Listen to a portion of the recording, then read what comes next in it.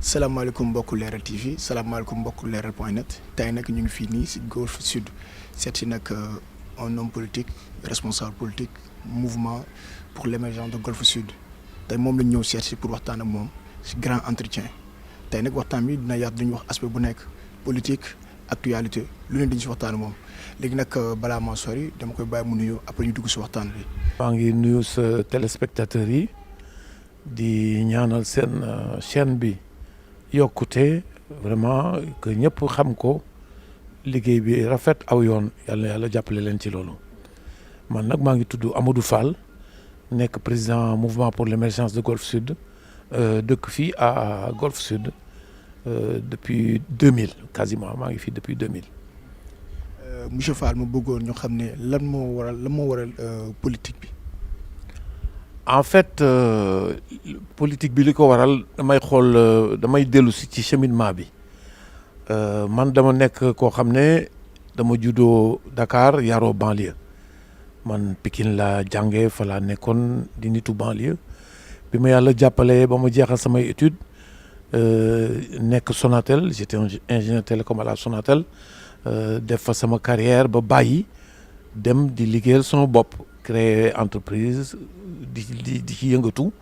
ba jël sama retraite di yëngatu essentiellement léegi ci aviculture agriculture ak pèlerinage religieux ak ay activités diverses ma nekk ci gox boo xam ne maa ko tànn dama tànn dëkk banlieue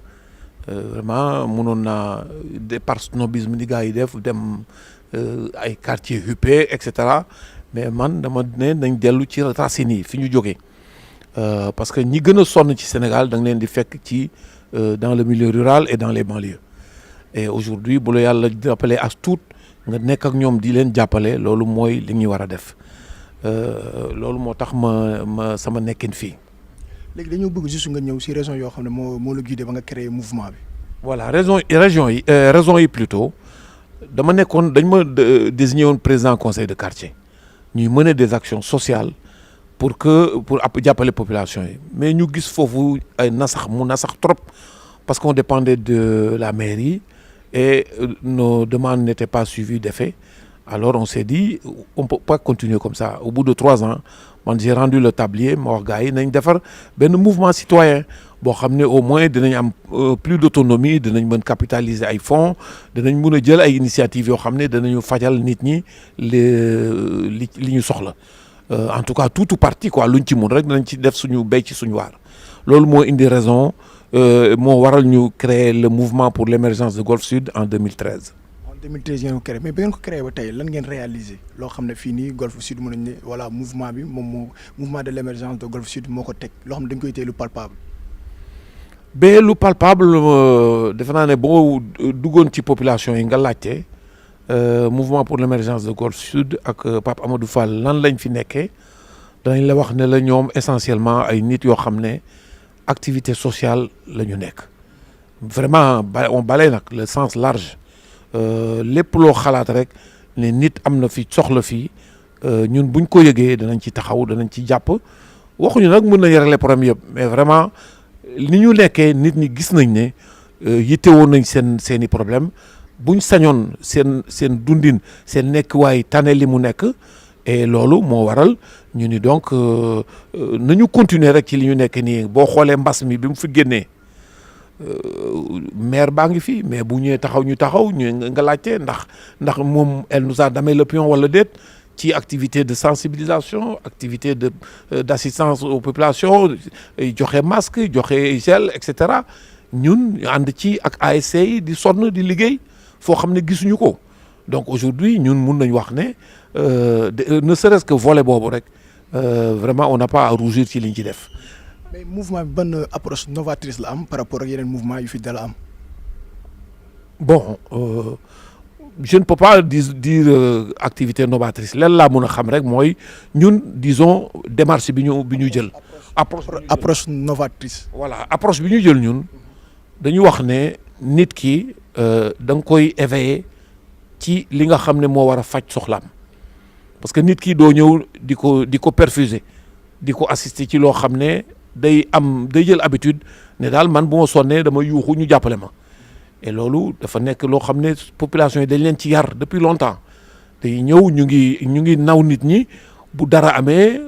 les hommes politiques ñëw ak des valises des actions ponctuelles teg ko alors qu'en réalité li ñu leen waroon defal au fil de l'eau duñ ko def parce que nit ki bu fekkee da nga war a nekk moom pendant 5 ans ngay budgétiser loo xam ne da nga ko war jàppale dafa war a feeñ ci dundinam mais bu fekkente ne yow du la yëg lu dul à l'approche des élections ñun dañu wax ne loolu il faut ñu yee nit ñi d'abord ci loolu que les gens sachent que aujourd'hui dañu war a jëlal seen bopp en main seen commune mooy première innovation ñun bi ñu wax ne on va se battre ci loolu sensibilisation à tous azimuts ba nit ñi xam ne le problème de gérer la commune n'est pas un problème de parti politique. Il faut que des gens déterminés, des gens désintéressés engagés wu ci pour que loolu mën a sotti. C'est à ce titre que ñun la ñu activé wu vraiment depuis longtemps di mener donc des actions de sensibilisation ci côté boobu et en leur expliquant aussi que ñun dañu am benn objectif que si il nous est donné, Dieu nous donnait la chance de prendre les destinées de cette commune-là, mais on montrerait un exemple où ça ne doit pas être un problème de quelques personnes. Ça doit être le problème de toutes les personnes de la commune. Toutes, mais bien sûr en disant que chaque entité sera représentée dans ce comité de gestion chargé de gérer la mairie. Nous proposons aux gens, venez vous-même prendre en main la mairie. ñëw leen ngeen yore ko ngeen tekki seen loxo mu nekk loo xam ne kenn du ñëw di budgétiser wala di teg ay problèmes yoo xam ne day bu paree dafay jël lii yow mu sànni leen ay weccit. Monsieur Fall ba tey ñu ngi di leen wax nag ñu suivre Leral TV ñu bëggoon ma nga am leen bëgg nga leeral ma si mouvement bi parce que am mouvement yu bëri yoo xam ne dañuy dem parti politique ñi nekk ay opposition wala ay non alignés leen. waaw ñun amuñu boobu problème ñun dañu wax ne dañuy fédérer toutes les énergies et toutes les volontés yi nga xam ne seen objectif mooy que la gestion de la commune soit faite de manière saine que ça ne profite pas à un groupe d'individus loolu tout parti politique tout groupement toute association boo xam ne loolu mooy son objectif ñun on dit on peut aller ensemble parce que li ñuy wax je le rappelle encore la gestion de la commune, ce n'est pas un problème de Rewmi, ce n'est pas un problème de PASTEF, ce n'est pas un problème de APR, ce n'est pas un problème de AFP, etc., etc. C'est le problème des résidents de la commune, à toute appartenance politique confondue. Nous devons fédérer nos objectifs.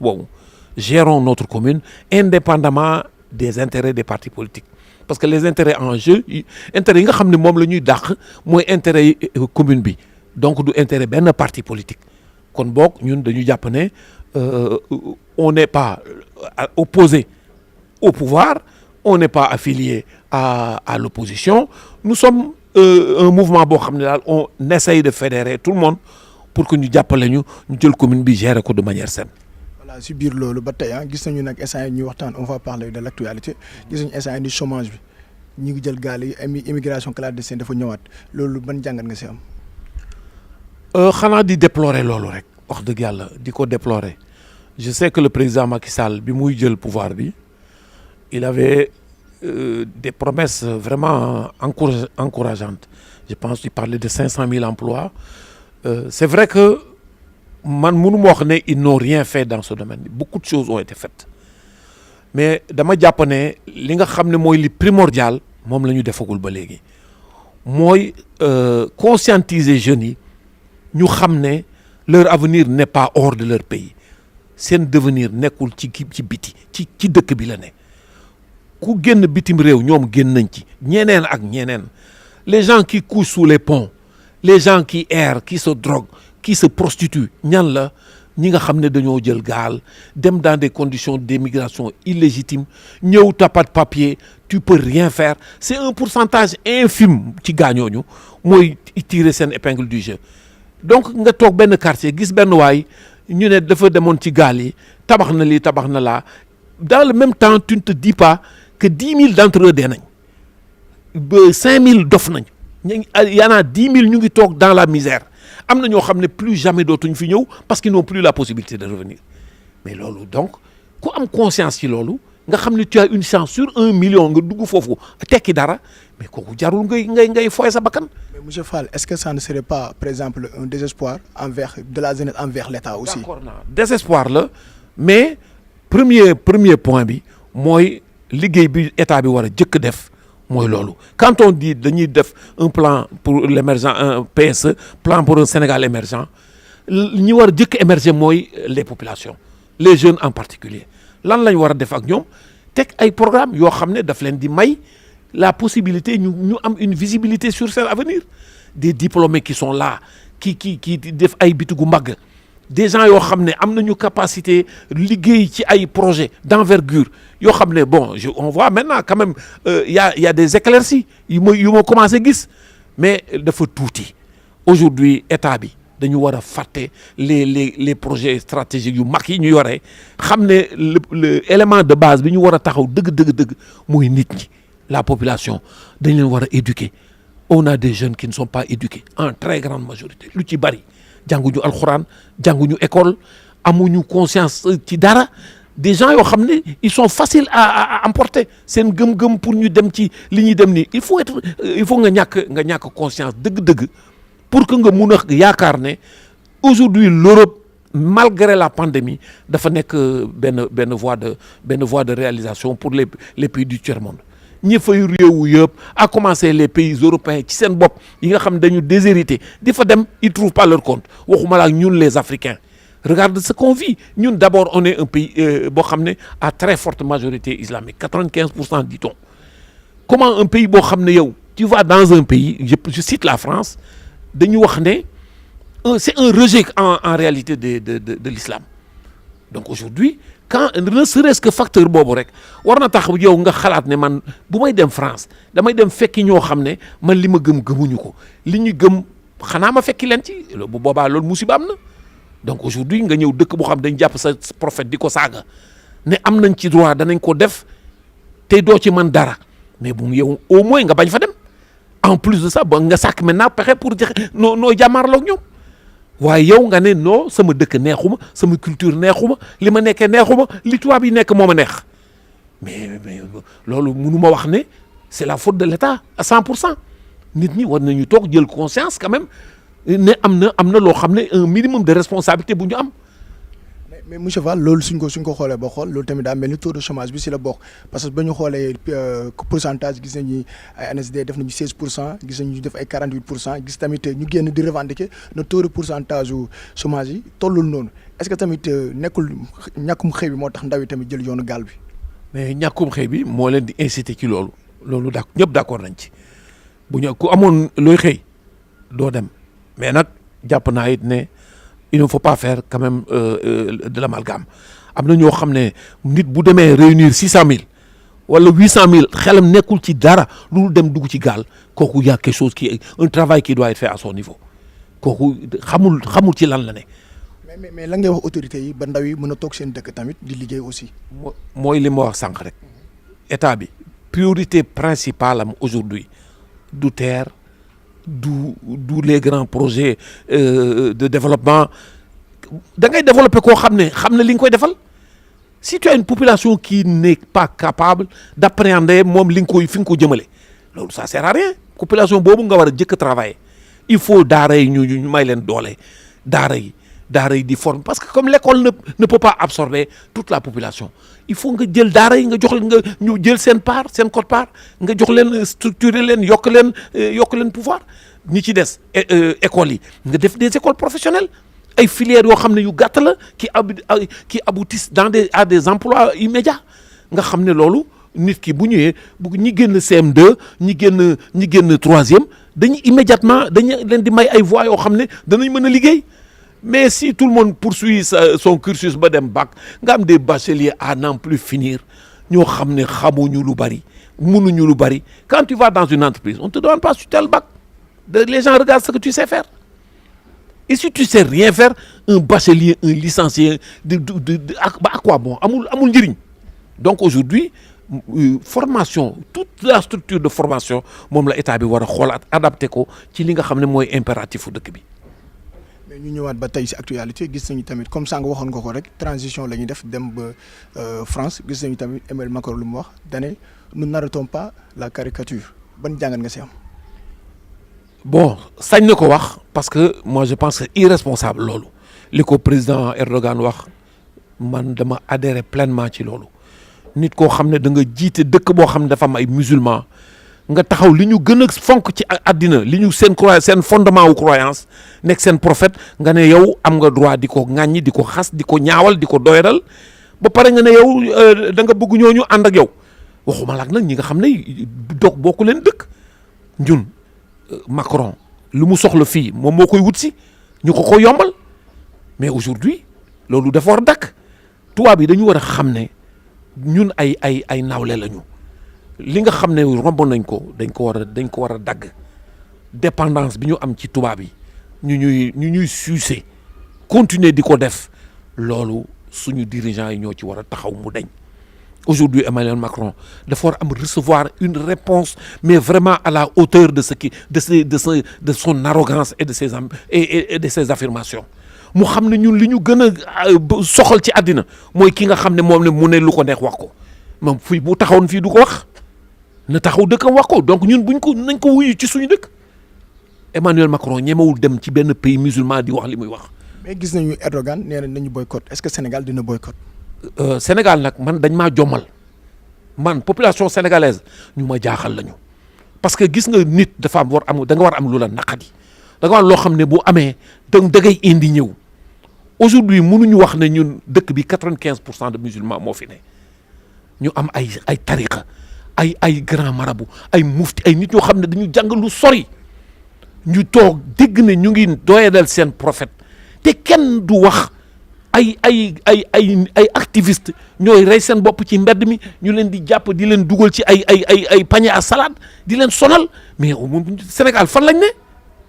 ñun lan yan façon citoyen moo nekk Sénégal nan nga mun a nangu yow ngay julit ñuy caricature sa prophète nu dañ ko wane nu ki ñu rey loolu la def wala ils disent pas waxuñu loolu dafay wane la caricature dañ ko wane nu mu jàngale wéy na jàngale mais nit ki da ngay respecter au moins croyance su ñeneen ñi donc aujourd'hui li ma gis ci loolu daal mooy Sénégal il est temps ñu xoolaat suñu nekkin il est temps ñu xoolaat suñu nekkin Gloria xaw ma Nestlé xaw ma tout ce qui est français mais nit ki am na produit de substitution bu fu ne demal jënd ko nga baleen à commencer par loolu lu mu tuuti nee nañ dompat bokk sax ci sot la bokk yow tous les matins nga dem jënd dara loo xam ne France lañ ko defaree mais bañal demal jënd ko feneen ci keneen wallahi bu ñu toppoo loolu ils vont reculer lenn kese lañ dul def compromis mooy seen bien-être waaw seen wax ju bari ji yëpp seen affirmation yi suñ demee ba seen dëkk bi li leen di dunduloo li leen di alimenter di jógee bitim réew ñëwul danañ changer comportement. monsieur Fall ñu xam nga ba tey nag Afrique la ñuy ñëwaat léegi gis nañu Alpha Condé ak Guinée. ñu gis nañu Ouattara 3e mandat bi foofu noonu ban jàngat nga si am Afrique bain de sang. Afrique waaw l'Afrique est malade de ses dirigeants loolu ñëpp constaté nañ ko Senghor joxe na exemple Mandela joxe na exemple et cetera on peut en citer d'autres nit ñoo xam ne wane nañ ne pouvoir lu temporel la. loolu kenn waru ci kenn du ci doyle da ngay def li la war nga dem suñu waxee ne ñaari mandat la dëkk bi wax loolu vraiment kenn jaratu sax ñu toog fii di ci waxtaan président bi ci boppam wax na ko waxaat ko même bu ñu ñëwee di tenir yeneen discours moom ci boppam wax na du benn du ñaari mandat lay def dem mandat nag ni ko El Hadj Diouf di saboté naan mandat wu 7 ans 5 ans ba leen ndax entraînement la wu du entraînement mandat la constitution bi li mu wax dafa ne ñaari mandat consécutif doo ko def kon boog muy suñu président bii ñuy wax muy Ouattara muy Alpha Condé ku ci nekk rek ñooñu koy def fi mu ne waroon nañ seet conséquences yi lan la surtout ay nit koo xam ne yow yegg nga yenn at yi vraiment man day du ma comprendre dañ ma koy naqarlu comme tout le monde di ñaan borom bi yàlla na may suñu dirigeants yi plus de lucidité pour que ñu xam ne le pouvoir bi ku nekk loo ci boo amee ñett da nga fi dem bàyyi boo demee dem bu est-ce que dana nekk dem bu rafet soo amee ñaar dem bu rafet loolu lu ko dàq nga def ñett dem bu ñaaw wala nga am ñett wut ñett amoo ko loolu di créer ay bains de sang comme dans certains pays loolu am na lu ko gën. mais dañoo gis ne fii nii si suñu président muy monsieur Macky Sall gis nañ météo bi da say am gisuñ benn président gisaguñ ko mu wax si affaire Guinée bi. waaw loolu dama jàpp rek comme niñ ko waxee ne CEDEAO boo xoolee espèce u syndicat chef d'état la parce que CEDEAO bu fekkonte ne ñoom détermination bi ñu amoon au Mali am ko en Gambie aujourd'hui waruñu seetaan li xew aujourd'hui en Guinée waruñu seetaan li nar a xew en Côte d'Ivoire bien que am na ay voix yu ci wax léegi nag bu fekkente ne yow tu es juge et partie il faut pas s'attendre à beaucoup de choses fi foofu lan moo war a wax mooy les peuples comme au Mali c'est le peuple qui a parlé peuple bi nag dina am moment boo xam ne dana am doole ak moment boo xam ne day ñàkk doole comme en Guinée ñu ngi leen di jàpp di leen rey mais est-ce que dana mujjee noonu yàlla xam na yàlla rek jësal see nañu xool ba ci kanam loolu lan lay joxe ku yaakaar ne da ngay dox asseoir ce pouvoir ci dictature ci lu naqadi nit ñi loolu ngay dem ba yàlla woon la ne affaire bi du demee noonu. avant dernière question mu bëggoon laa laaj lan mooy votre projet concernant ce mouvement bi. suñu projet day lu simple la mooy li ma la wax sànq rek nekk nañ ci gox boo xam ne gisuñu ci suñ bopp ci mairie bi duñ ko amee aujourd'hui commune Golf bi dafa bëri ay rëq-rëq yoo xam ne mairie daf ko war a régler te régler wu ko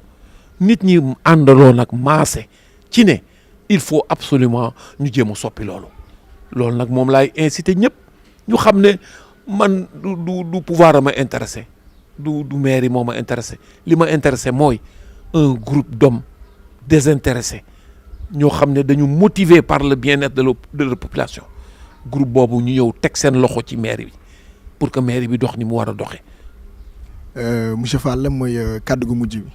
kàddu gu mujj gi xanaa di leen remercier di ñaan li ñu wax fii amal njëriñ suñu gox di ñaan it li ma fi sànni moo xam ne xëy na tuuti naa ci pour wax ci mais may ñaan rek vraiment mu dugg ci oreille yi bu sensible ci autorités yi nga xam ne ñoom ñoo amee les destinées de la nation ñun suñu ci ñoom la ñu dépendre aujourd'hui fi nga xam ne foofu lañ ñu jëmloo dañoo bëgg mu nekk yoonu dëgg mu nekk yoon woo xam ne yoon wu baax la te ñu inciter population yi ñoom ñu gëm seen bopp ñun ñu gëm suñ bopp man day tubaab ñeewu ma ko ci dara te bëgg naa ñëpp képp kuy sénégalais nga xam ne tubaab yóbbulu la dara man wóor na mu wóor la tubaab yi nga xam ne maa leen gën a xam maa leen gën a bari na moom it tubaab yoo xam ne ñoo ma gën a xam ñoo ma gën a bari na mais aujourd'hui man gis naa tubaab amul dara lu ñu yóbbu lan la ñu yóbbu mooy xëy na seen discipline ak seen civisme ñun nag dañu war a jàng loolu jàngal nit ñi civisme nga ñuy respectante ku nekk jàpp ne sa nit ki nga nekkal sa nawle la waroo ko teg lu la naqadi lu ko naqadi parce que yow da nga bëgg def lu la neex donc loolu buñ ci wéyee rek incha allah suñu dëkk dina suqaliku yal nañ yàlla jàppale yal na yaa fi génne fi mbas mi ba ñu mën a am jàmm ba yi nga xam ne moo fi xew yëpp di ciy décoller mu dañ merci. comme ni ngeen ko gisee mbokk Leral TV mbokk Leral.net seen grand entretien tey ñu dalaloon monsieur Fall ñu gën ko xam si Amadou Fall fii nii si Golf Sud muy diriger mouvement bu tudd mouvement pour l'émergence de Golf Sud ñu leen jox dig daje si beneen numéro si grand entretien ak beneen daanaan ak beneen kilifa tamit ñu toog waxtaan ak moom actualité toog waxtaan ak moom lépp nga xam ne xew na si réew bi merci à toutes et à tous.